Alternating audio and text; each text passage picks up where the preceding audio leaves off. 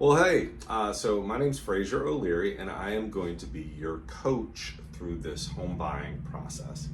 And what we want to do here is this simulation is here to get you familiar with the different elements and steps involved in buying a home. Now, I'm going to tell you, we're going to start off pretty simple. It's kind of like if you've ever gone bowling, we're going to put the bumpers up, okay? We're going to put the ball on the tee as opposed to having, Otani throw you the pitches.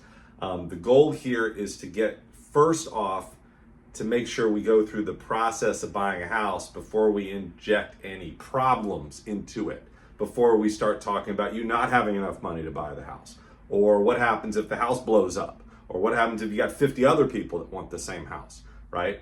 We just want to start with the process. So the first thing we're going to do is we're going to get you pre-approved for a certain amount of money to be able to buy the house. And that's the first step really anyway. What we're just going to do is we're going to make sure that you've got plenty of money. So we're going to create a scenario, a buyer profile of somebody who has money so that you can start looking at houses. But that is a very important step. That step is where a banker, a lender says, how much can this person or these two people afford for a monthly payment in order to buy the house? And then they take that monthly payment, right? Let's say it's $1,000. Let's say it's $2,000. Let's say it's $5,000. Let's say it's $10,000.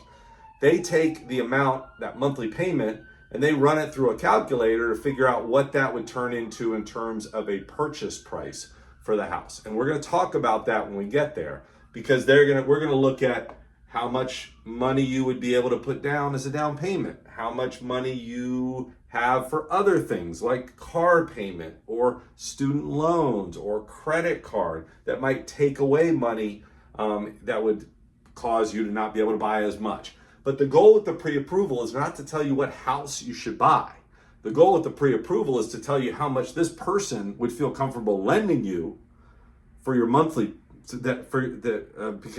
how much they would be comfortable lending you, and then what that would turn into in terms of a monthly payment and turn into in terms of a sales price. So that's what we're going to do there. Then you're going to decide what you want, right? You now know sort of what's your ballpark in terms of how much you can spend.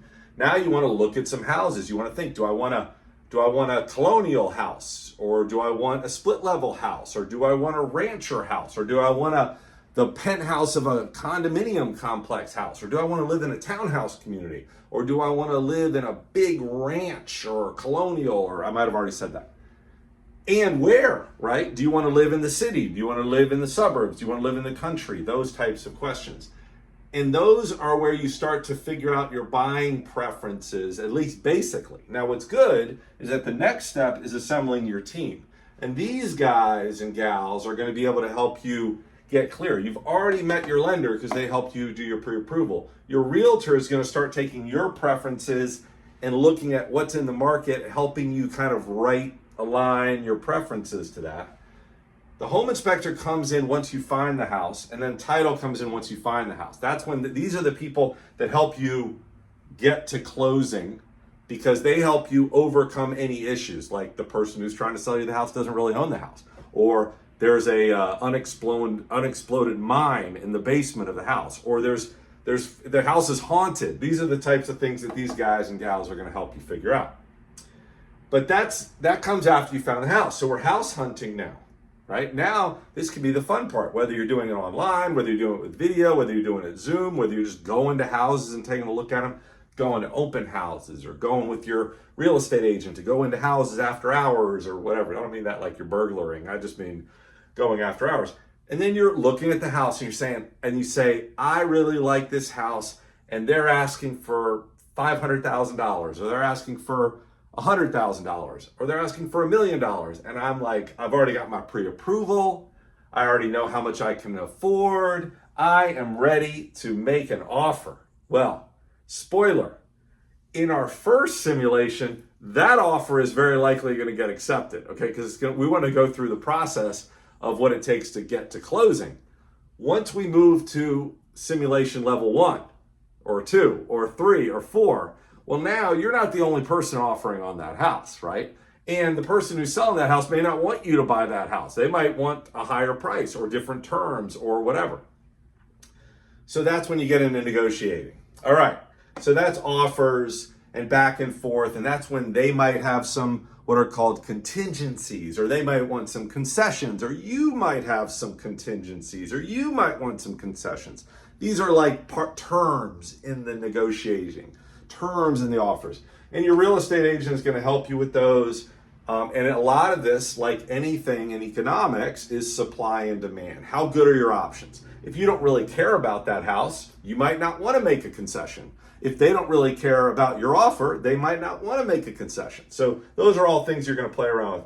And then really it's getting to closing. And getting to closing in this situation, once you have an offer that has been accepted or a contract that has been ratified, once you're there, it's really just about making sure things don't screw up the deal. But there are things that can screw up the deal. And one big one that can screw up the deal is the home inspector telling you that the house that you loved, that you have a ratified contract on, that you want to raise your family and have your kids and do all that stuff, is haunted, right? Or it has a broken foundation and is going to sink into the earth. Or it's got a bad roof and it's going to require another $80,000. And those are things that can, make the deal go a little sideways, but those are things we're going to deal with on our next level simulation.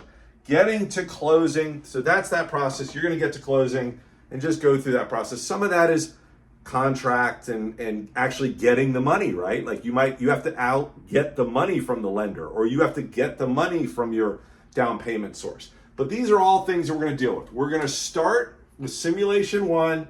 We're just going to get you pre-approved, show you the math that will tell you how much what's called the monthly payment, and I'm going to walk through all of this with you, but the monthly payment and the interest rate, which is the how much it costs for you to borrow the money that you're going to use to buy the house, what that turns into in terms of a sales price. Okay, so we're going to deal with that when we get to the pre-approval process. Then we're going to talk about buying preferences, and we're really going to lean on our friend, the real estate agent, to talk about what are the questions